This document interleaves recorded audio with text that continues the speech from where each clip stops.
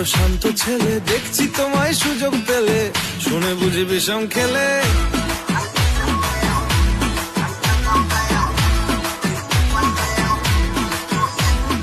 বলছি তোমার দিব্যি গেলে, আমি বড় শান্ত ছেলে, দেখছি তোমায় সুযোগ পেলে, শুনে বুঝি বিষম খেলে।